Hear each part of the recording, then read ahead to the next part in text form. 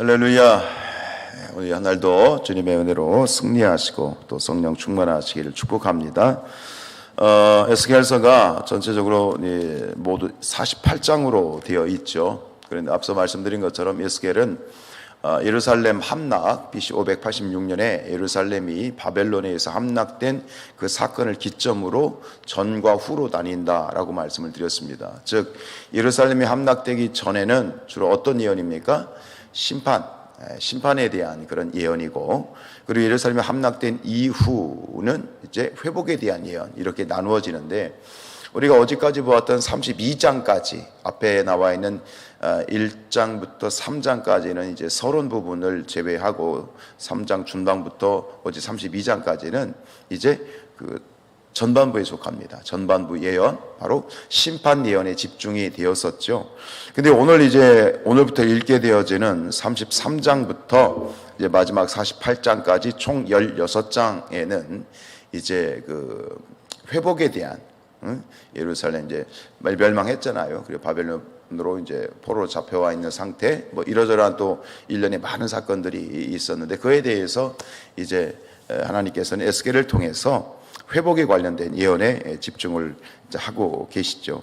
이 회복에 관련 예언대 현재 33장과 48장도 또 두 부분으로 나뉘는데, 33장부터 39장까지 7장은 무엇에 대한 이야기냐면 회복에 대한 이야기인데, 그것이 이제 하나님의 어떤 절대적인 은혜, 하나님의 이 무조건적인 은혜에 의해서 회복이 된다라는 이야기를 하고 있고요. 그리고 이제 40장부터 48장까지 마지막 9장은 요한계시록을 우리가 생각하시면 돼요. 새 땅, 새 예배, 그리고 새 성전, 거룩한 성 새 예루살렘이 요한계시록의 마지막에 등장하는 것처럼 이제 이 그 회복에 관한 부분이 있어서 이제 종말론적인 그런 이러한 이 환상이 이제 마지막에 이제 수록이 되어 있습니다. 회복에 대한 예언, 뭐 전체적인 내용들이 다시 이제 회복에 관한 것들이 이제 쭉 반복이 되어지면서 이제 구약 선민 이스라엘 백성들의 죄로 말미암아 심판을 받았잖아요. 그러나 그 구약 선민 가운데 또 악한 자들에 대해서 구약 선민 안에 있는 악한 자들이 척결이 되고, 또 주변의 원수들이 멸망을 당하고, 또 그로 말미암아 여호와의 이름이 그 명예가 회복이 되고, 그리고 마침내 선민들이 이제 그 복락을 누리게 될 것이다 라는 이런 큰 네 가지의 주제를 가지고 이 회복의 예언이 계속 이제 반복이 되는데, 이 다른 예언들에도 회복에 대한 예언이 있잖아요. 그죠? 일부 있는데, 앞에 있는 예레미야나 이사야 선지자의 그런 예언에도 회복에 대한 내용들이 있는데, 특별히 에스겔서의 회복의 내용의 특징이 있어요. 그건 뭐냐면, 다른 예언서들은 이제 회복의 내용들, 언제 회복이 될 거고, 어떤 모습으로 회복이 될 거고, 뭐 이런 내용들이 있잖아요. 그리고 회복의 방법, 이런 것들이 기록이 되어 있다면, 에스겔서는 무엇에 집중이 되어 있냐면 그 회복하시는 주체, 하나님, 거기에 계속 핵심이 있어요. 그러니까 앞에서 말씀드린 것처럼 이 회복을 주권적으로 주도하시는 분은 누구시다? 하나님이시다 라는 이야기에 이제 그 부분을 이제 부각을 시키고 있는데, 근데 오늘 33장에서 이제 이 앞으로 있어질 회복의 전체적인 예언, 후반부의 예언의 이제 계시 부분에 속하는 33장인데, 오늘 여기서 핵심이 되는 가장 두드러지는 그러한 단어는 파수꾼이라고 하는 단어입니다. 파수꾼. 이제 다시 앞에서는 심판에 대한 예언을 에스겔이 했잖아요. 근데 지금부터는 회복에 대한 예언을 이제 하도록 하나님께서 이제 신탁을 주시게 되어지는데, 그런데 그 회복을 위하여 그 회복하는 그런 이 에스겔의 모습을 너는 이제 파수꾼이다, 이렇게 새로운 사명의 모습을 주시는데, 그리고 파수꾼의 역할, 그리고 특별히 이 파수꾼으로서 하나님께서 그 에스겔에게 책임을 주세요. 책임.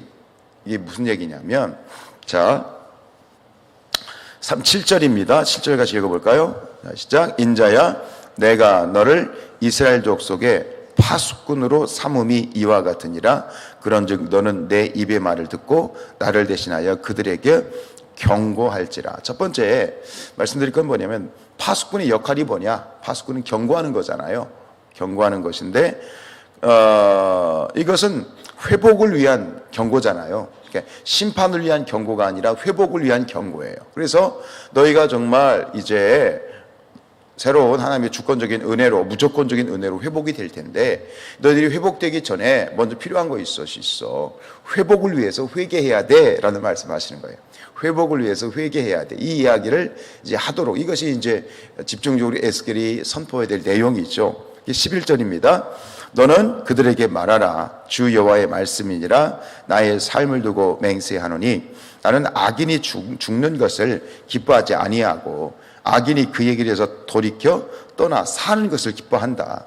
이스라엘 족속아 돌이키고 돌이키라. 너희 악한 길에서 떠나라. 어찌 죽고자 하느냐 하셨다 하라. 이것이 이제 집중적으로 선포되어야 될 내용이에요. 야 이스라엘아, 너희들이 아무리 그렇게 불순종하고 죄를 지어서 지금 심판을 받게 됐지만 그러나 나는 너희들이 죽는 걸 원하지 않아. 그러니까 돌이켜. 그죠? 이것은 어떤 이미 심판을 받은 상태에서 돌이키라는 것은 그로 말미암아 이제 끝난 게 아니야. 다 끝난 게 아니야.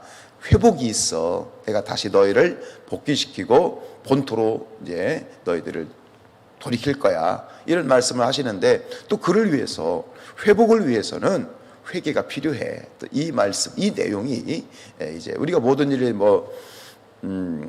힘든 일이 생기고 또 하나님의 또 우리가 책망을 받거나 또 이렇게 심판을 받을 때가 있잖아요. 근데 그게 끝이 아니다 말이죠. 왜? 하나님이 심판을 주시는 이유는 우리를 죽이시기 위해서, 멸망시키기 위해서 심판을 주신 게 아니잖아요. 그죠? 쭉 읽어온 심판의 목적이 뭐예요? 그 심판의 목적은 내가 너희에게 심판을 주기를 원하지 않는다는 거예요. 너희 회초리 맞기 전에 정신 차리라는 거예요. 근데 회초리 맞았어. 혼났어. 또 그게 끝이 아니단 말이지. 끊임없이 하나님은 이제 기회를 얘기하시고 돌이키기를 원하시고 너희들 살기를 원하신다고 말씀하시는데, 근데 오늘 말씀에서 쟁점은 그 다음 부분에 있어요. 뭐냐면 이 에스겔 자체에 있어요. 이제 에스겔이 그 사명을 말씀을 받았잖아요. 신탁을 받았잖아요. 근데 이제 에스겔에게 집중해 봤을 때 에스겔이 하나님으로부터 받은 그 말씀을 이제 선포하지 않았을 경우, 자, 너는 파수꾼이야. 파수꾼은 내가 너에게 준 역할은 뭐냐면 말을 전해야 돼. 근데 만약 내가 준 말을 전하지 않으면 이 되는 거예요. 그러니까 직무유기하면 그로 말미암아 뭐 어떻게 돼요? 또 심판이 임할 거 아니에요, 그죠? 핏값이 생길 거 아니에요. 내가 만약 내가 너에게 준 이 말을 예언을 행하지 않음으로 말미암아 백성들이 심판을 받으면 이제부터는 그 핏값이 누구에게 돌아간다? 너에게로 돌아간다. 이 책임 소재를 정확하게 짚으세요. 자, 그 부분이 앞에서 쭉 이제 이야기를 하면서 일반적인 얘기를 하면서 그 에스겔에게 딱 그 맞는 결론을 말씀하시죠. 그게 이제 8절로 9절 쭉 읽어볼게요.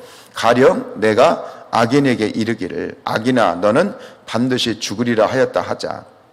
내가 그 악인에게 말로 경고하여 그의 길에서 떠나게 하지 아니하면 그 악인은 자기 죄악으로 말미암아 죽으려니와 내가 그의 피를 내 손에서 찾으리라. 악인은 심판을 받아 다 죽죠. 악인은 심판받아 죽는데, 근데 분명히 그 하나님이 말씀하신 그 경고, 하나님이 말씀하신 그 말씀을 전하지 않아서 죽었어요. 그러면 그 피가 누구에게 돌아가는 거예요? 그 피를 내 손에서 찾으리라. 잘 들으세요.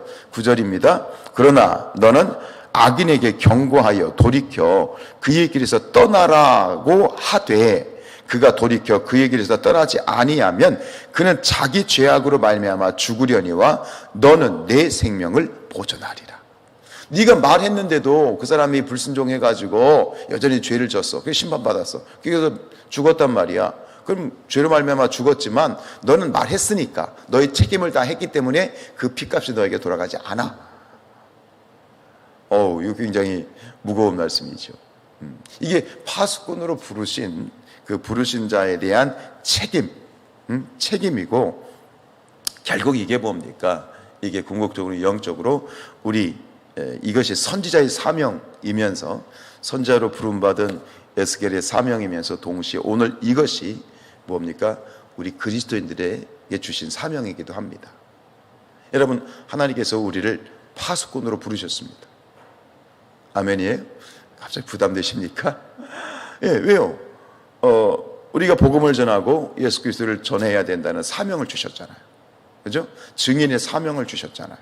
너희가 성령이 너희에게 임하시면 너희가 권능을 받고 예루살렘과 온 유대와 사마리아 땅끝까지 이르러 뭐가 되라? 증인이란 말은 뭐냐면 이게 파수꾼이란 얘기예요. 경고하라는 얘기예요. 하나님의 말씀과 하나님의 복음에는 구원의 복음이지만 반대로 그 복음을 받아들이지 않는 자들에게는 구원이 아니라 뭐가 되는 거예요? 심판이 되는 거예요. 그러니까 증인이라고 하는 말 자체가 결국은 파수꾼이고, 파수꾼의 역할은 경고하고 또 의의 길을 인도하는 것, 살 길을 이제 이렇게 고지해 주는 것 아니겠어요? 근데 그거를 감당하지 못할 때 그런 말미암아 누군가 죽임을 당하고 심판을 당했을 때 그에 대한 책임을 네가 져야 된다라고 하는 그런 부분으로 굉장히 아주 무겁게 이 부분을 받아들일 수 있죠. 그래서 선지자의 사명은 하나님의 말씀을 받았을 때 그 말씀을 그대로 전달하는 것, 하나님의 말씀을 그대로 선포할 수 있는 것. 그래서 에스겔서 2장 앞에서 우리 읽었던 2장 7절에 보면 이렇게 돼 있어요. 그들은 심히 패역한 자라. 그들이 듣든지 아니 듣든지 너는 내 말을로 고할지어다.